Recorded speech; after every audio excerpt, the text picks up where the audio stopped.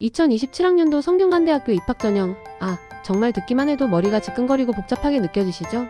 입학처 홈페이지에 들어가도 온통 낯선 용어와 숫자들의 향연에 이건 마치 암호 해독하는 기분이랄까요? 우리 후배님도 지금 그런 표정이네요. 웃음기 가득 내 선배님. 공식 문서는 너무 복잡하고 어려운 것 같아요. 라고 방금 생각하셨죠? 맞아요. 그 마음 제가 너무나 잘 압니다. 저도 한때는 여러분과 똑같은 입장이었으니까요. 하지만 걱정 마세요. 오늘 제가 아주 친절하고 재미있게 마치 옆집 형이나 누나처럼 쏙쏙 이해되도록 설명해 드릴 테니까요. 자, 그럼 성균 선배와 함께 2027학년도 입학 전형의 미로를 헤쳐나갈 준비 되셨나요? 출발해 봅시다. 맞아요. 정말 중요한 변화가 뭔지 한눈에 보고 싶은데 자료양은 또 어찌나 많은지. 이건 거의 대학교 도서관 한 층을 통째로 옮겨놓은 기분이랄까요? 저도 옛날에 입시 자료 보면서 이걸 다 언제 봐 하고 투덜거렸던 기억이 새록새록 나네요. 하지만 걱정 마세요. 제가 누굽니까? 여러분의 친절한 성균 선배 아니겠어요? 가장 중요한 변화만 쏙쏙 뽑아서 마치 개인 과외처럼 알려드릴게요. 우리는 오늘 딱 이 순서대로 살펴볼 겁니다. 먼저 수시 모집의 핵심 변경사항들, 그 중에서도 학생부 교과 전형은 지원 자격과 내신 반영에 어떤 변화가 있었는지, 그리고 가장 큰 뉴스로 학생부 종합 전형에 수능 최저가 어떻게 등장했는지, 논술은 변함없이 중요한 논술 실력과 수능 최저의 관계까지, 그리고 정시 모집에서는 수능 반영 비율이 어떻게 나에게 유리한 조합을 찾도록 바뀌었는지까지. 이 정도면 오늘 저녁은 걱정 없이 발 뻗고 주무실 수 있을 거예요. 자, 그럼 이 난해한 입시 자료 저와 함께 정복하러 가보시죠. 자, 그럼 이제 본격적으로 시작하기 전에 여러분의 입시 레이더를 좀 더 예리하게 만들어 드릴게요. 2027학년도 성균관대 입시를 관통하는 가장 크고 중요한 두 가지 흐름, 이 큰 그림을 먼저 기억해 두시면 앞으로 나올 디테일들이 훨씬 더 명확하게 이해되실 겁니다. 첫 번째 테마는 바로 수능의 영향력, 수시까지 확대되다입니다. 네, 맞아요. 이건 정말 엄청난 변화이자 동시에 많은 후배님들을 깜짝 놀라게 할 소식일 텐데요. 학생부 종합 전형 중에서도 융합인재 전형의 수능 최저 학력 기준이 새롭게 도입되었습니다. 이게 무슨 말이냐? 이제 수시에서도 수능 준비가 단순히 부수적인 게 아니라 합격 전략의 핵심 중의 핵심이 되었다는 아주 강력한 신호입니다. 마치 양쪽 날개 중 한쪽만 가지고는 하늘을 날 수 없는 것처럼 말이죠. 두 번째 테마는 전공 맞춤형 인재를 선발하다입니다. 정시 수능 반영 비율이 모집군, 그러니까 가군, 나군, 다군별로, 심지어 계열별로 아주 세분화되었어요. 이게 뭘 의미하냐면 대학이 이제는 그냥 공부 잘하는 학생이 아니라 우리 전공에 딱 맞는 재능과 잠재력을 가진 학생을 더 정교하게 뽑겠다는 강력한 의지를 보여주는 겁니다. 어때요? 큰 그림을 먼저 보니 앞으로 나올 내용들이 더 잘 이해될 것 같아요. 네, 바로 를 기대했습니다. 이제 정말 중요한 내용으로 들어가 볼까요? 자, 그럼 대망의 수시 첫 번째 주자, 학생부 교과 전형, 우리 흔히 추천 인재 전형이라고 부르죠. 여기서 무엇이 바뀌었나 한번 파헤쳐 봅시다. 핵심은 두 가지입니다. 첫 번째는 지원 자격 확대인데요. 이건 재수생 친구들에게 아주 희소식일 거예요. 예전에는 졸업 예정자, 그러니까 현역 고3 학생만 지원이 가능했었죠. 하지만 2027학년도부터는 직전 학년도 졸업생, 즉 재수생까지 지원이 가능하게 바뀌었습니다. 와, 재수생도 쓸 수 있게 되었군요. 네, 기회의 문이 활짝 열린 거죠.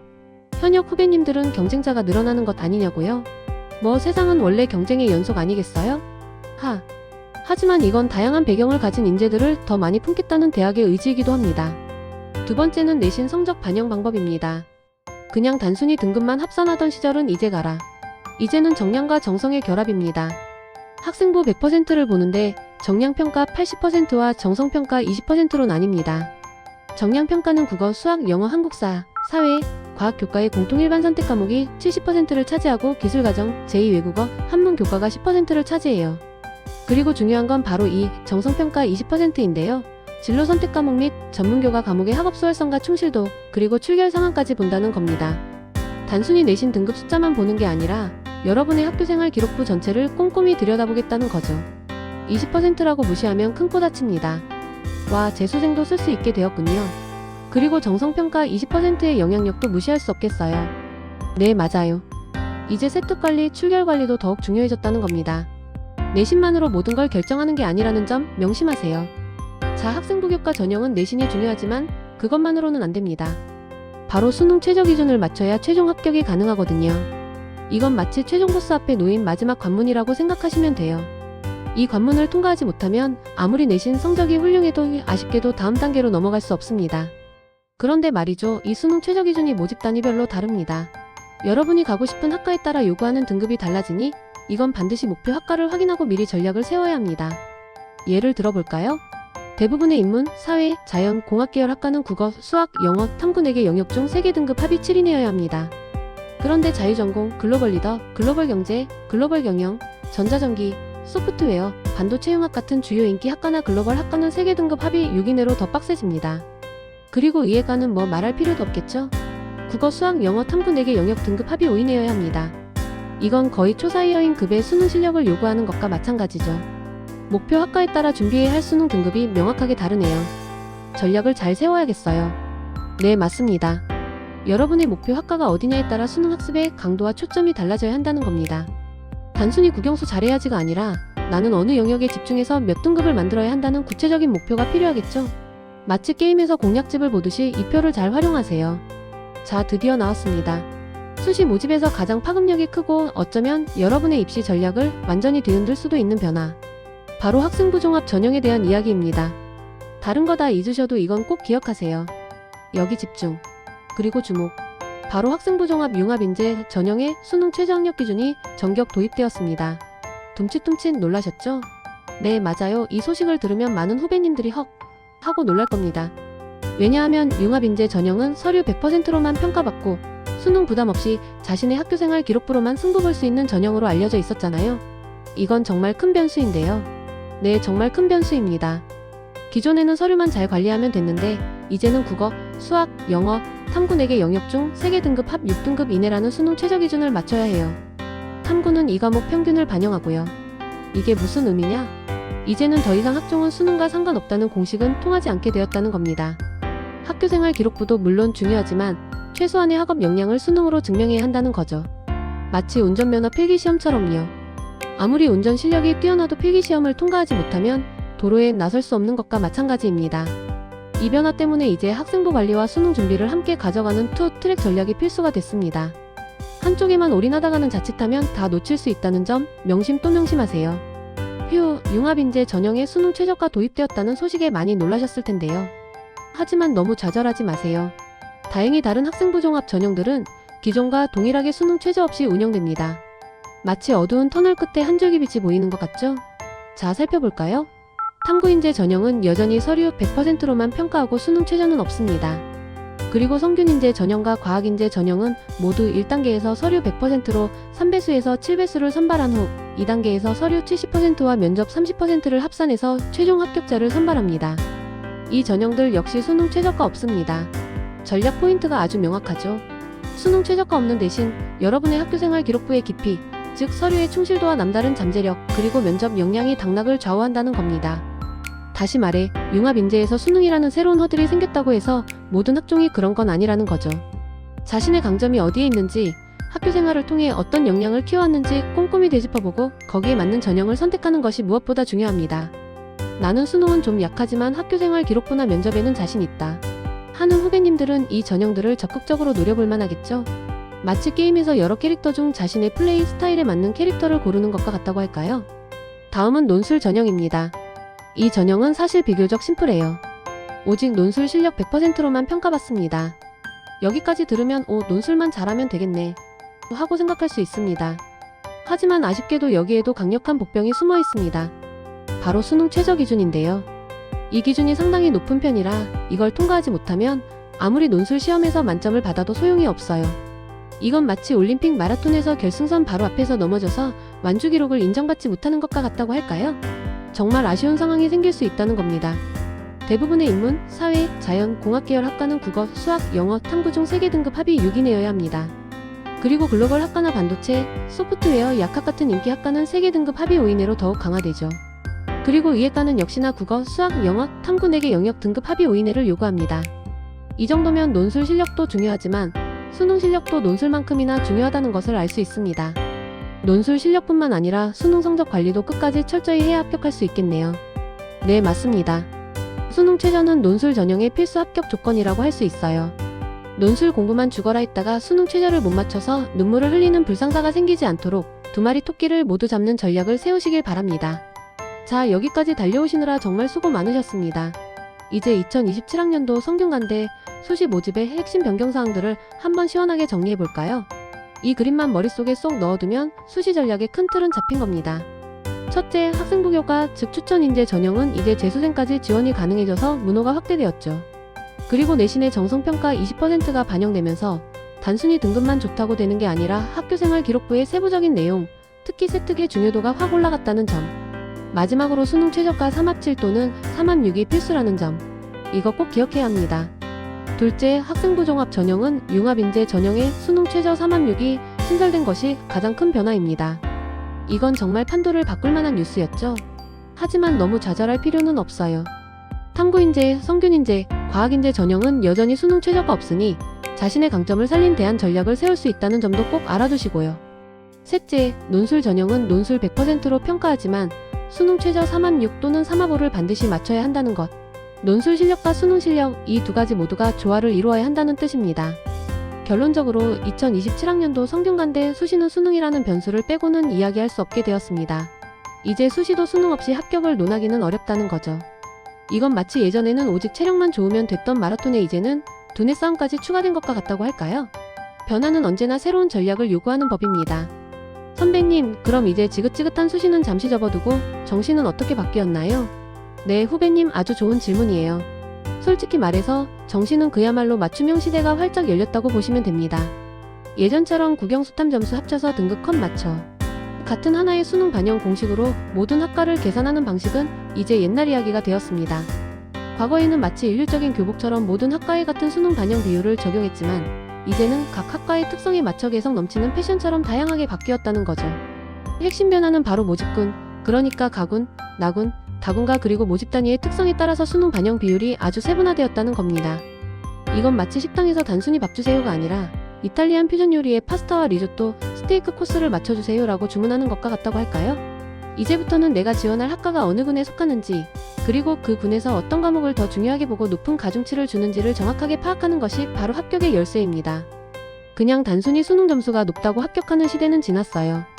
자신의 강점을 최대한 살릴 수 있는 조합을 찾는 것이 훨씬 더 중요해졌다는 거죠. 복잡하다고요? 걱정 마세요. 제가 하나씩 퍼즐처럼 맞춰드릴게요. 자, 그럼 정시 모집의 구체적인 전략으로 들어가 볼까요? 먼저 가군과 다군입니다. 이 두 군은 표준 점수를 활용하고 국어와 수학 중 더 잘 본 과목에 아주 높은 가중치를 주는 방식입니다. 이건 마치 여러분이 가진 카드 중에 가장 강력한 카드를 활용하는 것과 같아요. 내가 국어에 강한 국어 천재라면 국어를 더 중요하게 보는 학과를 선택하는 거죠. 예를 들어볼까요? 유형일에 해당하는 자유전공, 사회과학, 글로벌 경제 같은 학과들은 국어와 수학 중 우수한 영역의 45%의 반영 비율을, 그리고 나머지 영역에는 35%를 줍니다.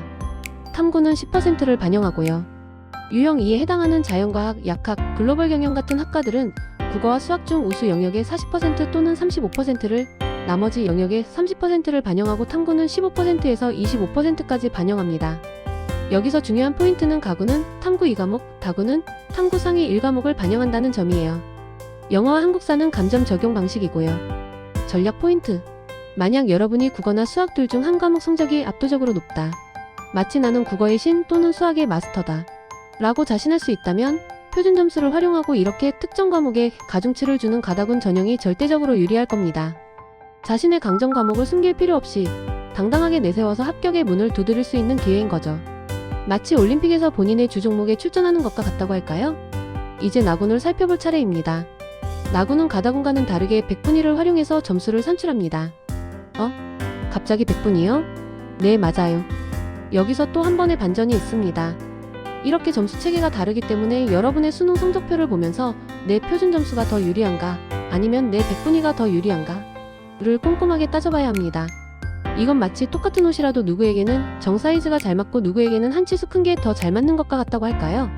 자신의 성적에 어떤 점수 체계가 더 착붙인지 확인해야 합니다.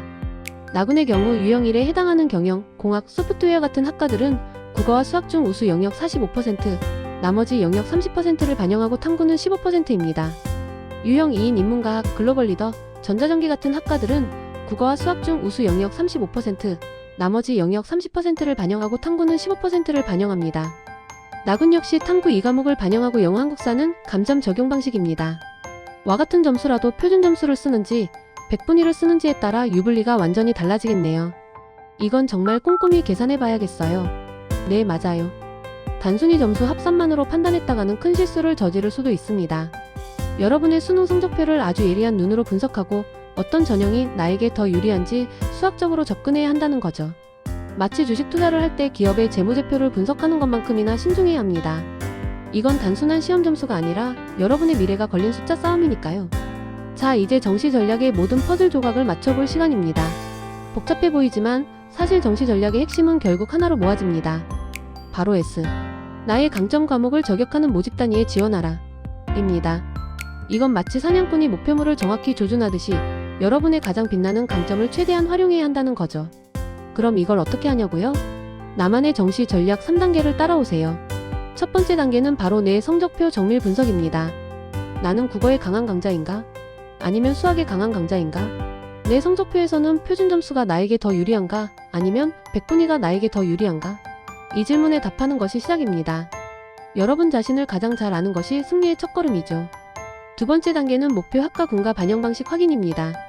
내가 정말 가고 싶은 학과가 가나다군 중 어디에 속하는지, 그리고 그 학과가 어떤 점수, 즉 표준 점수를 사용하는지 백분위를 사용하는지 정확히 체크해야 합니다. 이건 마치 보물지도를 들고 보물이 묻힌 곳을 확인하는 것과 같아요. 마지막 세 번째 단계는 최적의 조합 찾기입니다. 내 강점 과목에 가장 높은 가중치를 부여하는 학과가 바로 여러분의 합격 GONE입니다. 이 합격 GONE를 찾아서 집중적으로 공략해야 합니다. 이제 알겠어요. 단순히 총점이 아니라 저에게 가장 유리한 조합을 찾는 게임이군요. 네, 맞아요. 정시는 단순히 누가 더 점수가 높은지가 아니라 누가 자신의 강점을 가장 현명하게 배치했는가, 그 조합의 게임입니다. 이 게임에서 승리하시길 바랍니다. 와, 선배님 덕분에 막막했던 2027학년도 입시 전략의 큰 그림이 드디어 그려졌어요. 이제야 뭔가 길이 보이는 것 같아요. 정말 고맙습니다. 천만에요. 제가 이 자리에 있는 이유가 바로 여러분을 위해서니까요. 오늘 우리가 함께 짚어본 핵심만 잊지 않는다면 2027학년도 입시는 분명 성공적으로 마무리할 수 있을 겁니다. 마지막으로 최종 요약을 한 번 더 해드릴게요. 수시에서는 수능 최저라는 새로운 허들을 넘을 준비를 단단히 해야 합니다. 특히 학생부 종합 융합인재 전형에 도입된 수능 최저는 정말 중요한 변화이니 꼭 기억하시고요. 정시에서는 나의 강점 과목을 극대화하는 맞춤형 지원 전략을 세워야 합니다.